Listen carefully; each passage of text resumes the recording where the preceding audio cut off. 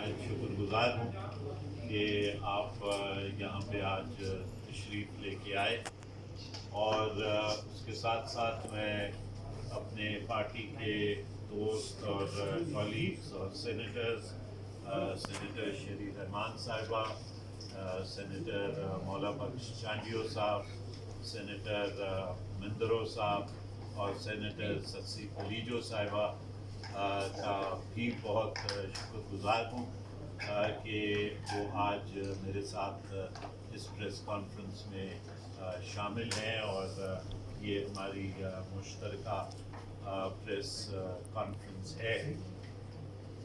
आज आपके सामने मैं चंद बातें रखना चाहता हूँ जिनका ताल्लुक मौजूदा हुकूमत के रवैये और किस तरीके से वो एक सोचे समझे मंसूबे के तहत मुल्क के अंदर जो अदारे हैं, इंस्टीट्यूशंस हैं, उनको और इंस्टीट्यूशनल सॉल्यूशंस को वो जो आइन के तहत हो सकते हैं उनको वो ख़त्म कर रहे हैं और उसके नतीजे के अंदर तमाम सिस्टम्स जो हैं उनका एक ब्रेक डाउन मुल्क के अंदर हो गया है और कोई सिस्टम्स इस मुल्क में अब मौजूद नहीं हैं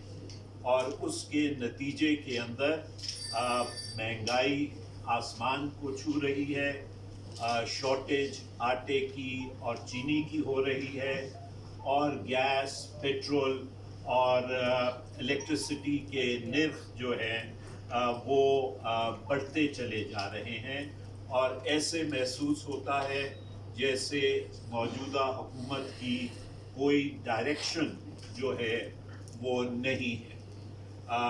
मैं इसके नतीजे में ये बात सामने आ रही है कि टेररिज्म के वाक़यात जो हैं वो मुल्क के अंदर दोबारा सर उठा रहे हैं और वो बढ़ते चले जा रहे हैं।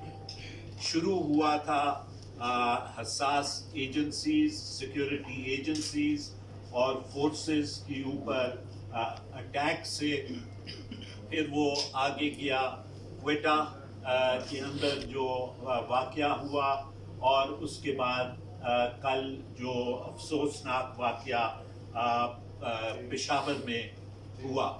इन तमाम वाक़यात की सख्ती से हम कंडेम करते हैं, लेकिन इनमें से इनकी वजूहात या इनके ऊपर क्या लाएअमल इख्तियार करना चाहिए उस पे कोई इंस्टीट्यूशनल डिस्कशन जो है वो नहीं हुई और ना ही हो रही है।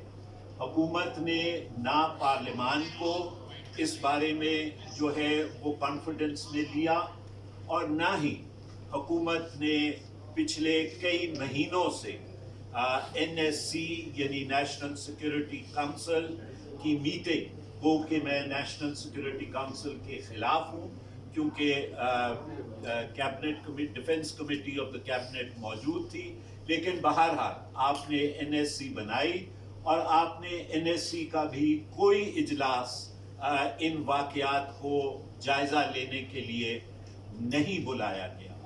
ऐसे महसूस होता है कि NSC को भी एक रिडंडेंट बॉडी जैसे CCI को बनाया गया, वैसे NSC को भी एक रिडंडेंट बॉडी जो है वो बनाया जा रहा। जब किसी भी मुल्क के अंदर अदारों की और आइन की हुक्मरानी को एक तरफ रख दिया जाए तो वो मुल्क फिर फस्तैयत की तरफ यानी फैशिज्म की तरफ जो है वो बढ़ता है और ये इस बात से भी सामने आती है कि जब मुल्क का चीफ एग्जीक्यूटिव ये बात कहे कि मैं जमहूरियत हूँ, यानी हिटलर और मुसोलिनी तो कहते थे कि वी आर द स्टेट, अब यहाँ पे कहा जा रहा है कि मैं जमहूरियत हूँ और उसके साथ साथ टाइगर फोर्स जैसी ऑर्गेनाइजेशंस को जन्म देना, जैसे मुसोलिनी और हिटलर की थी, ये एक कदम उस तरफ आगे बढ़ रहा है। और ऐसे महसूस होता है कि जैसे तमाम अदारों को एक शख्स के तहत करने की कोशिश की जा रही है। पार्लियामान को आपने देखा कि पार्लियामान को रिडंडेंट बना दिया गया। पार्लियामान के जो दो मेन फंक्शंस हैं, यानी लेजिस्लेशन और पार्लियामेंट्री ओवरसाइट, उन दोनों को ना होने के वो बराबर हैं। लेजिस्लेशन जो है वो ऑर्डिनेंसेस के ज़रिए से हो रही है, और या फैटफ जैसे कवानीन जिनको फौरी तौर पे बुलडोज किया जाता है। पार्लियामेंट्री ओवरसाइट का जहाँ तक ताल्लुक है, तो कमिटीज़ में मिनिस्टर्स तशरीफ नहीं लाते। पार्लियामेंट्री इंस्ट्रूमेंट्स यानी कॉलिंग अटेंशन नोटिसेस वगैरह को ऑर्डर्स ऑफ द डे के ऊपर लगाया नहीं जाता। कोई मेजर पॉलिसी स्टेटमेंट जो है वो पार्लियामान में नहीं दी जाती, बल्कि मिनिस्टर्स जो हैं वो प्रेस कॉन्फ्रेंसेस में पॉलिसी स्टेटमेंट्स जो हैं वो देते हैं। इम्पोर्टेंट एग्रीमेंट्स यानी IMF जैसे प्राइम मिनिस्टर के बाहर के दौरे, या जो स्ट्रेटेजिक शिफ्ट पाकिस्तान की फॉरेन पॉलिसी के अंदर लाई गई है, इनमें से किसी मौजू के ऊपर जो है वो पार्लियामान के अंदर बहस नहीं हुई।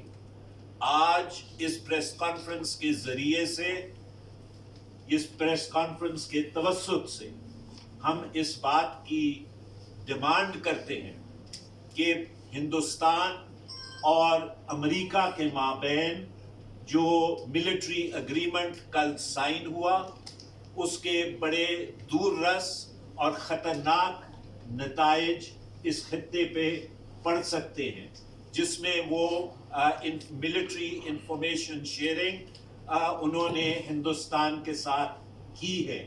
हमारा आज ये मुतालबा है कि कल सेनेट का इजलास है, उस इजलास में मुल्क का फॉरेन मिनिस्टर आए और आके वो अपनी हुकूमत की पॉलिसी इसके बारे में वाज़े करे, क्योंकि ये इसका इफेक्ट पाकिस्तान की नेशनल सिक्योरिटी के ऊपर और पाकिस्तान के दरीना दोस्त चीन के ऊपर डायरेक्टली पड़ता है।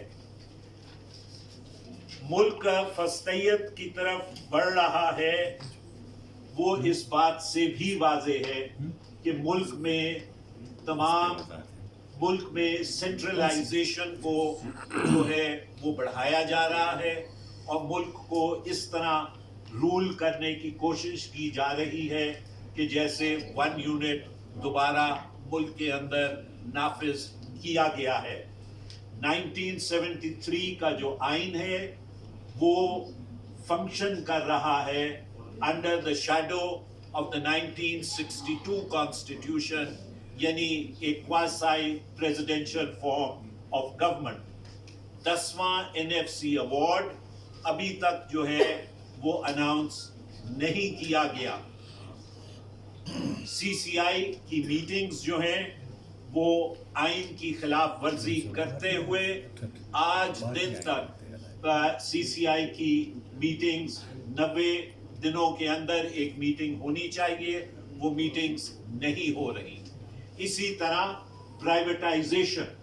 प्राइवेटाइजेशन उन अदारों की जो फेडरल स्टैट्यूट के तहत बने हुए हैं वो अनकॉन्स्टिट्यूशनल है, क्योंकि उनकी अप्रूवल CCI से नहीं ली गई और काबीना से ली गई है।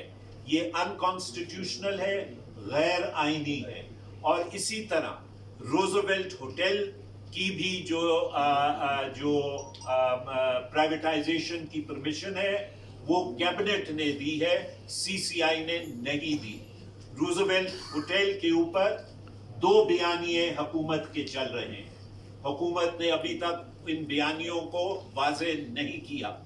मिनिस्टर ये कहता है कि वे रूजवेल्ट को प्राइवेटाइज नहीं किया जाएगा, لیکن سینٹ کے اندر 23 اکتوبر کو جو کوشچن لے ہوئے اس کے اندر روزویلٹ ہوٹل جو پرائیویٹائزیشن کی لسٹ حکومت نے دی اس لسٹ کے اندر روزویلٹ ہوٹل شامل ہے.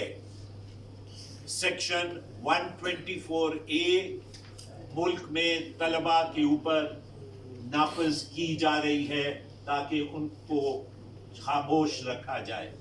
اسینشل سروسز ایکٹ جو ہے وہ تمام سرکاری اداروں میں لگا دیا گیا ہے تاکہ جو آپ کا لیبر اور ٹریڈ یونینز ہیں ان کی ایکٹیویٹی جو ہے وہ مکمل طور پہ بند کی جائے. جرنلسٹ کو، ایکیڈیمکس کو اور سول سوسائٹی کو آواز دبانے کے لیے اٹھایا جا رہا ہے، غائب کیا جا رہا ہے، بند کیا جا رہا ہے، نوکریوں سے نکالا جا رہا ہے تاکہ ان پہ دباؤ پڑے اور وہ سچ کی بات، حق کی بات نہ کریں. اگر یہ ایک فسطی نظام کی طرف یا ایک فسطی نظام نہیں ہے تو پھر مجھے سمجھ نہیں آتی کہ فیشزم اور کیا ہوتا ہے. ان تمام چیزوں کو مد نظر رکھتے ہوئے پی ڈی ایم اور پیپلز پارٹی نے موجودہ حکومت سے استعفے کا مطالبہ جو ہے وہ کیا ہے کہ موجودہ حکومت آئین کے مابرا کام کر رہی ہے لہٰذا وہ مستعفی ہو جائے. لیکن اب ایک اور ایسی صورتحال سامنے آئی ہے جس کی وجہ سے نہ صرف حکومت بلکہ ہم یہ کہتے ہیں اور ہمارا یہ مطالبہ ہے کہ صدر مملکت جو ہیں وہ بھی مستعفی ہو جائیں. اور اس کی وجہ میں آپ کے سامنے رکھتا ہوں. پہلی بات تو یہ ہے کہ صدر مملکت نے آرڈیننسز جو ہے وہ جاری کیے اور آرٹیکل 89 کے جو تقاضے تھے جس میں ان کی اپلیکیشن آف مائنڈ اور دوسری آرٹیکل 89 کی ریکوائرمنٹس ہیں ان ریکوائرمنٹس کو صدر نے مد نظر نہیں رکھا اور پریزیڈنسی کو ایک آرڈیننس فیکٹری کے اندر تبدیل کر دیا. دوسری بات یہ ہے کہ آپ کو یاد ہوگا کہ 2 ممبر اپوائنٹ کیے تھے صدر نے الیکشن کمیشن کے 22 اگست 2019 کو پریزیڈنٹ نے خالد محمود صدیقی کو سندھ سے اور منیر احمد کاکڑ کو بلوچستان سے جو جا رہے تھے ان کو ممبر اپوائنٹ کیا ان ممبرز کی جگہ جنہوں نے الیکشن کمیشن کو چھوڑا تھا. چیف الیکشن کمشنر نے ان ممبران سے حلف لینے سے انکار کر دیا تھا کیونکہ انہوں نے کہا کہ آئین کے تقاضے بالخصوص کلوز 2A اور 2B of Article 213 read with Article 218 ان کے تقاضے صدر نے پورے نہیں کیے. اس کے بعد اسلام آباد ہائی کورٹ نے نومبر 2019 کے اندر صدر کا یہ پریزیڈنشل آرڈر جو ہے وہ سسپینڈ کر دیا تھا. اس کے بعد پریزیڈنٹ نے in the middle of 2019 انہوں نے the gas infrastructure development cess ordinance 2019 president نے پروملگیٹ کیا. یہ آرڈیننس جو تھا یہ ایک ٹنٹڈ ایکسرسائز تھی جس میں کنسیشنز اور ویورز اور ٹیکس رائٹ آفس جو ہیں وہ مختلف سیکٹرز کو پرووائڈ کیے گئے تھے بالخصوص فرٹیلائزر سیکٹر کو، اور یہ آرڈیننس جاری کیا گیا تھا باوجود اس کے کہ مختلف ہائی کورٹس کے اندر اور پٹیشنز پینڈنگ تھی، اور سپریم کورٹ کے اندر مختلف اپیلز جو تھیں وہ پینڈنگ تھی، لیکن پھر بھی یہ آرڈیننس جو ہے وہ جاری کیا، اور صدر کا جاری کیا ہوا آرڈیننس وفاقی حکومت نے کچھ عرصے کے بعد اس کو جو ہے وہ وڈرا کر لیا۔ چوتھی بات کہ پریزیڈنٹ نے ری پروملگیٹ کیا پی ایم ڈی سی کے آرڈیننس کو، جس کو ایک ریزولوشن آف ڈس اپروول کے ذریعے under article 89 senate of Pakistan نے ریجیکٹ کیا تھا یا ڈس اپروو کیا تھا۔ صدر آرٹیکل 50 کے تحت پارلیمان کا حصہ ہے، اور اس کو یہ چاہیے تھا کہ وہ سینٹ کی رائے کو مقدم رکھتے اور وہ اس آرڈیننس کو ری پروملگیٹ نہ کرتے، لیکن انہوں نے آئین کی پرواہ کیے بغیر اس آرڈیننس کو ری پروملگیٹ کیا۔ اور پھر صدر صاحب نے 2 ریفرنس فائل کیے under article 2095 of the constitution, 2 superior court کے ججز کے خلاف۔ یہ ریفرنسز جو تھے یہ چیلنج کیے گئے مختلف کانسٹیٹیوشنل پٹیشنز کے ذریعے سے، ایک فاضل جج کی طرف سے اور باقی بار ایسوسی ایشنز اور بار کاؤنسلز کی طرف سے under article 184(3) of the constitution. The set constitutional petitions, کیونکہ اب میں آپ کو وہ آرڈر پڑھ کے سنانے لگا ہوں، اس کا ایک پورشن تو میں آپ سے انگریزی کی اجازت چاہوں گا۔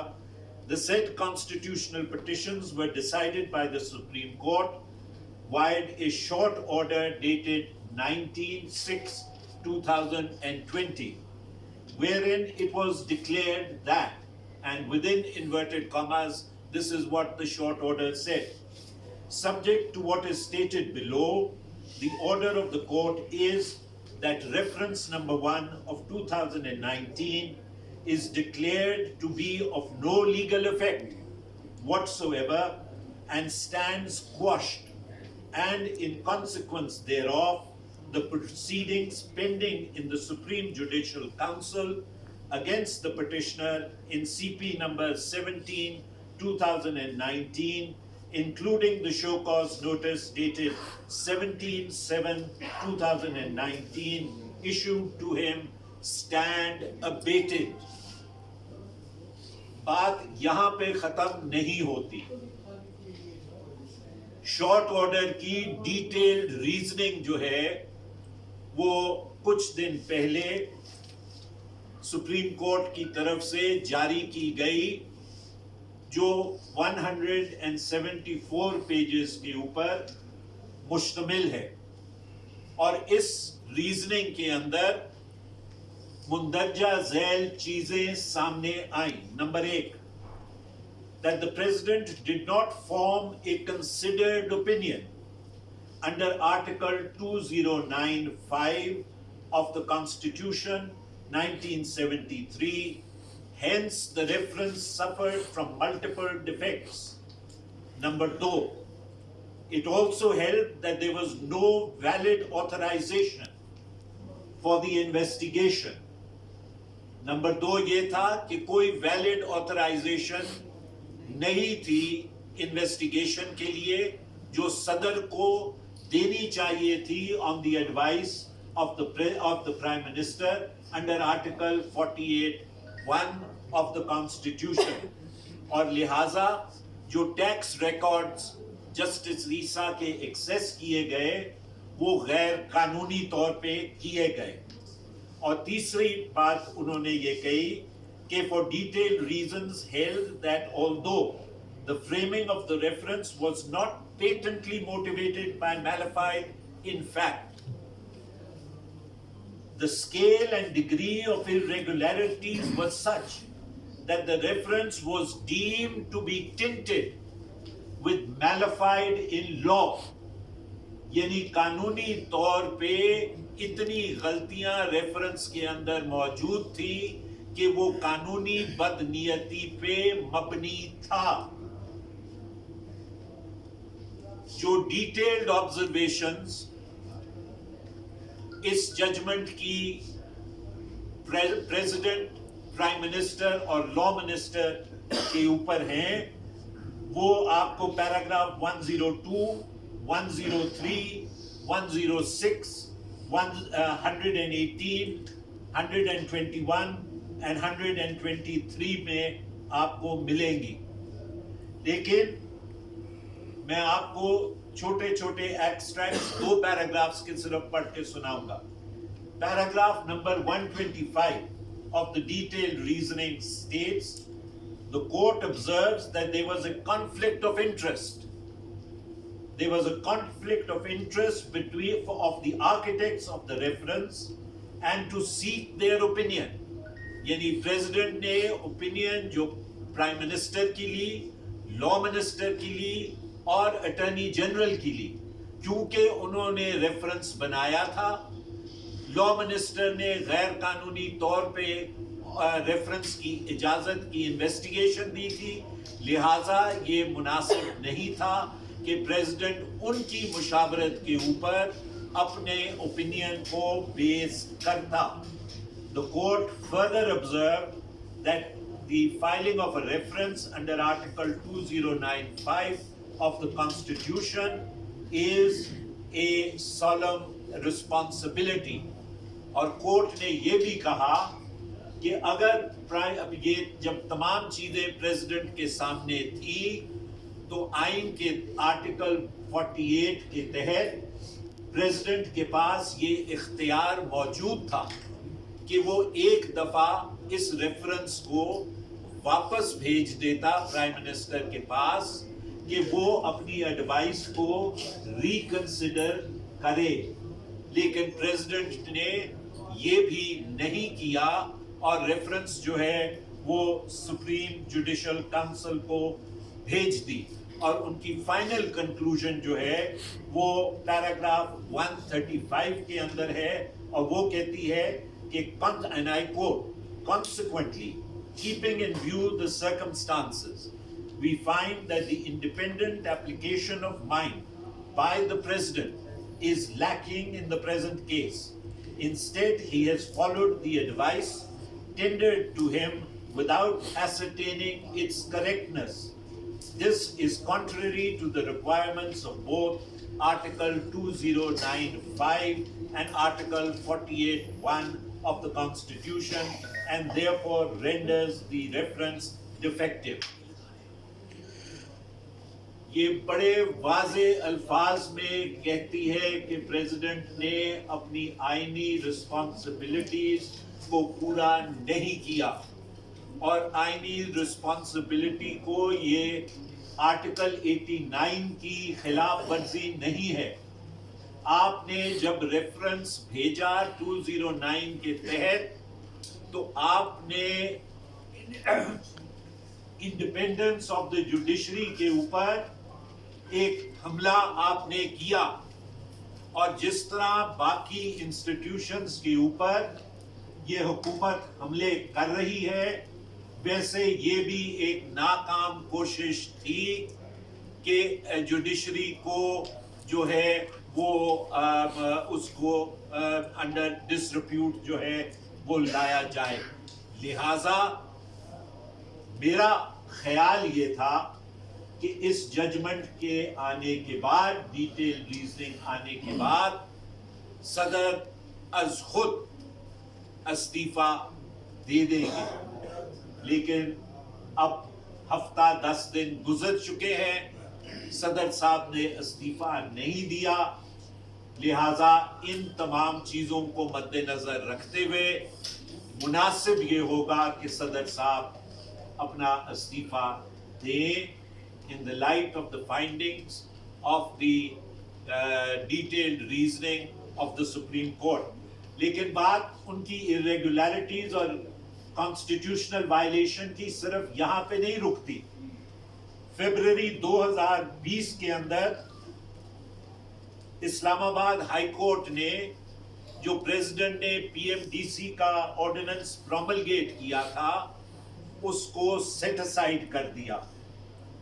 जून 2020 में बलूचिस्तान हाई कोर्ट ने जो नोटिफिकेशन सदर ने इशू किया था constituting the 10th national finance commission, उसको बलूचिस्तान हाई कोर्ट ने सेट असाइड कर दिया.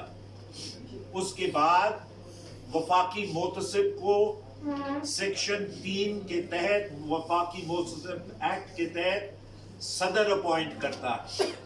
उसकी रिमूवल की गई और उसकी रिमूवल को इस्लामाबाद हाई कोर्ट ने सेट असाइड कर दिया. इसी तरह 31 अगस्त 2020 को सदर ने Pakistan islands development authority ordinance 2020 को प्रोमलगेट किया. ये ऑर्डिनेंस सरासर आइन की खिलाफ वर्जी है. ये ऑर्डिनेंस सिंध और बलूचिस्तान के आइलैंड्स को जो सिंध और बलूचिस्तान की मलकियत है वफाकी मलकियत के अंदर तब्दील करने की एक नाकाम कोशिश है. आर्टिकल 172 कॉन्स्टिट्यूशन का और मुख्तलिफ कोर्ट्स और बिलखसूस सिंध हाई कोर्ट की रूलिंग इन्हीं आइलैंड्स के बारे में मौजूद है कि ये प्रॉपर्टीज सिंध और सिंध हुकूमत की हैं. लिहाजा इन तमाम चीज़ों को मद्देनज़र रखते हुए जहाँ पे हुकूमत से मुस्तफ़ी होने का मुतालबा हमारा अपनी जगह मौजूद है, वहाँ पे उस लिस्ट में अब सदर भी शामिल है for the violation of the various articles of the constitution. शुक्रिया. रज़ा साहब ये बताइए कि जितनी चार्जशीट आपने सदर ममलिकत के हवाले से पेश की, क्या अपोजिशन की जमातें सदर के खिलाफ मुआवजे की कोई तहरीक का सोच रही हैं? देखिए ये डिपेंड करेगा पीडीएम के ऊपर. ये मैंने आज आपके सामने ये चीज़ें रखी हैं. पीडीएम अपना फैसला करेगी कि वो क्या करना चाहती है या नहीं करना चाहती. पीडीएम ने सर एक कमेटी का भी कहा था एपीसी में कि कमेटी बनेगी जो इन हाउस वो तब्दीली में जो पार्लिमानी उम्र उनको देखेगी. अभी तक तो हमें कोई ऐसी चीज़ सामने नहीं आई. अगर आपने अदम एतमाद की तरफ जाना है वज़ीर आज़म के खिलाफ या इम्पीचमेंट की तरफ अगर आप जा रहे हैं तो उसका लाएअमल क्या होगा? देखिए वो कमेटी जो है वो नॉमिनेट तो गालिबन हो गई है, लेकिन क्योंकि बैक टू बैक मुख्तलिफ जलसे हो रहे थे गुजरांवाला में, कराची में, क्वेटा में, और अब एक लीडर मिला है तो पीडीएम और गिलगित में थे, तो अब वो कमेटी बैठेगी और अपना आइंदा का लाएअमल तैयार. ये बताएं कि आप 18वीं तरमीम के ज़ाहिर खालिक रवां हैं, शामी साहब ने कहा अब्बाजान है. अच्छा, तो ये बताएं कि जिस तरह इलेक्शन कमीशन के 2 मेंबरान का मामला आया था, इसमें अपोजिशन लीडर और वज़ीर आज़म अगर इत्तेफाक नहीं करते तो पार्लिमानी कमेटी को जाएगा. पार्लिमानी कमेटी में इत्तेफाक नहीं होता तो फिर कहाँ जाएगा? ये आप इस तरह के आइनी जो सुकूम होते हैं वो क्यों खला छोड़ देते हैं, जिसकी वजह से फिर वो गैर कानूनी इक़दाम करना पड़ता है? क्योंकि हुकूमत के पास ये जवाब तो है कि भाई नहीं होता तो फिर क्या करना है, खाली तो नहीं छोड़. देखिए ये आप एक हद तक कह सकते हैं कि सुकूम सामने आया, लेकिन जिस वक्त ये तरीक़ेकार लाया जा रहा था उस वक्त ये एक्सपेक्टेड नहीं था कि पोलराइजेशन پولیٹکس میں یا پارلیمان کے اندر اس عروج پہ جائے گی کہ ملک کا وزیر اعظم جو ہے وہ لیڈر آف دی اپوزیشن کے ساتھ بیٹھ کے بات نہیں کرے گا. نہ ہی یہ سوچا گیا تھا کہ ایک ڈائریکٹر فارن آفس کا خط لکھے گا لیڈر آف دی اپوزیشن کو کہ آپ اپنی نامینیشنز جو ہیں وہ members of the election commission کے لیے دیں. تو یہ ہم ایک دم ایک بالکل ہی مختلف اور ایسی سچویشن کے اندر چلے گئے ہیں جو کہیں پہ بھی کسی بھی دنیا کی پارلیمان میں یا کسی بھی جمہوری ملک کے اندر اس قسم کی پولرائزیشن نہیں ہوتی. بہرحال آئین ایک گروئنگ ڈاکیومنٹ ہے اور اس کے اندر اگر کوئی سہم ہوتے ہیں تو ان کو دیکھا جا سکتا ہے اور آگے بڑھا جا سکتا ہے. رضا صاحب یہ بتائیں کہ آپ نے صدر پاکستان کی جو آرڈیننس کے حوالے سے کہا ستانی بتائی اور آپ نے کہا کہ اپوزیشن مل کے کوئی حکمت عملی قائم کرے گی. موسٹلی آپ نے جو یہاں پہ چیزیں گنوائی وہ آئین شکنی کی ہے, انہوں نے قانون اور آئین کی وجہ سے کی.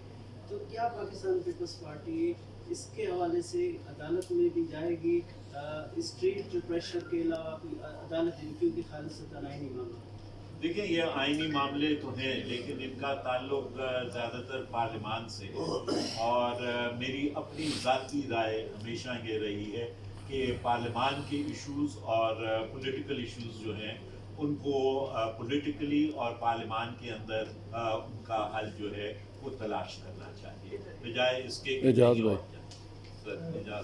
جو آپ نے لسٹ کی چیزیں کی خلاف ورزیاں بہت واضح تھیں, لیکن ہم نے یہ دیکھا کہ اپوزیشن کا بشمول پاکستان پیپلز پارٹی جو ایٹیٹیوڈ تھا وہ بہت ہی لینینٹ تھا ٹورڈز پریزیڈنٹ.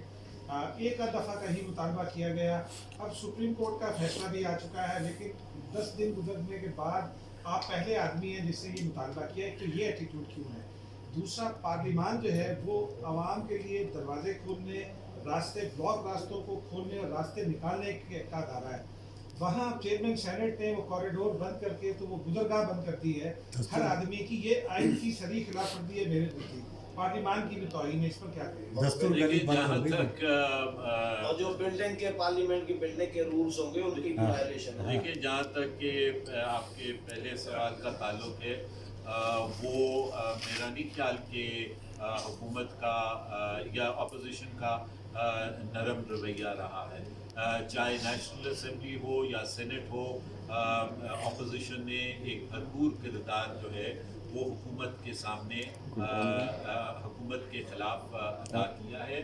آئین کے تحت پریزیڈنٹ کی ایک حیثیت ورچولی آلموسٹ سیریمونیل ہے, لیکن جب حکومت کو اٹیک کرتے ہیں تو اس میں صدر بھی شامل ہوتے ہیں.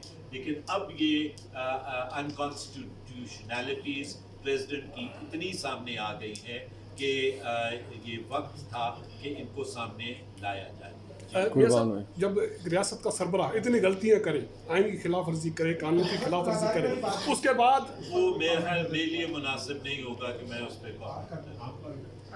اس کے بعد آئین میں کوئی ایسی گنجائش, ایسی پروویژن ہے کہ وہ خود ہی اس کے ناحل ہو جائے یا ڈس فنکشنل ہو جائے, یا اپوزیشن یہ کوئی سوچ رہی ہے کہ اس فیصلے کو, سپریم کورٹ کے فیصلے کو عمل درآمد کے لیے پارلیمنٹ میں تحریک التوا وغیرہ داخل کرائی جائے؟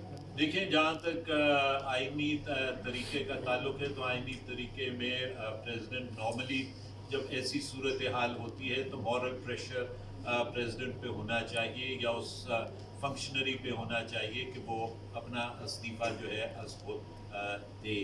آیا میں نے یہ باتیں سامنے رکھی ہیں, اب اپوزیشن اور دیگر لوگوں کے اوپر ہے کہ وہ اس کے اوپر کیا لائے عمل جو ہے اختیار کرتے ہیں. یہ مہذب معاشرے کی بات کر رہے ہیں نا سر آپ, موجودہ حالات جو ہے جو آپ نے کہا اس میں کیا ہے؟ آپ نے یہ فرمایا کہ پارلیمنٹ کے معاملات, آئینی معاملات جو ہیں وہ پارلیمنٹ میں رہنے چاہیے. آرمی چیف کی مدت ملازمت کی توسیع پارلیمنٹ میں بھیجی گئی اور پارلیمنٹ میں جو کچھ کیا اس سے تو پوری قوم مایوس ہوئی ہے پارلیمنٹ کے نمائندوں سے. اب اس پہ تو میرا مطلب ہے, میرا خیال ہے کہ وہ ایک پاسٹ کلوز ٹرانزیکشن ہے, لیکن بہرحال وہ جس طریقے سے نوٹیفیکیشن اور ایکسٹینشن ہینڈل کیا گیا उसको असूली तौर पे पार्लियामेंट के अंदर नहीं आना चाहिए था। तरीक़ाकार rules of procedure of the federal government के और आइन के तहत बड़ा क्लियर था कि वो नोटिफिकेशन किस तरह निकलना मियां साहब, ये चार्जशीट आप अपोजिशन को देंगे सदर के मुआखजे के लिए ताकि उनको मैंने पब्लिक कर दी है जी। अब नहीं, आप क्यों नहीं दे रहे हैं? नहीं मैंने पब्लिक कर दी है। नहीं, आप अपनी हैसियत में देंगे या पार्टी की सत्ता पर देंगे? ये भी एक सवाल होता है कि जी ये हमारे ये जाती हैसियत में बात हुई है, तो ये पार्टी की सत्ता या पार्टी को या अपोजिशन को देंगे? हैसियत में मैंने ये बातें सामने रखी है, पार्टी इसके ऊपर गौर करेगी और फिर पार्टी अपनी पोजीशन। अच्छा, ये पार्टी का मौक़िफ़ नहीं है रज़ा पार्टी का साहब, मौक़िफ़ नहीं है। ये पीपल्स पार्टी का मौक़िफ़ नहीं है जो आपने अभी बयान किया? नहीं, मैंने जो बातें अभी आपके सामने रखी हैं वो मैं पीपल्स पार्टी का एक मेंबर हूँ और पीपल्स पार्टी के मेंबर की हैसियत से मैंने ये तमाम बातें आपके सामने रखी। Thank you. साथ ही बैठे हैं, वो बता दें कि क्या ये कहानी ना बनाए इसकी। ये भी एक बात की है उन्होंने, सही बात की है। बहुत शुक्रिया sir. Thank you. Thank you.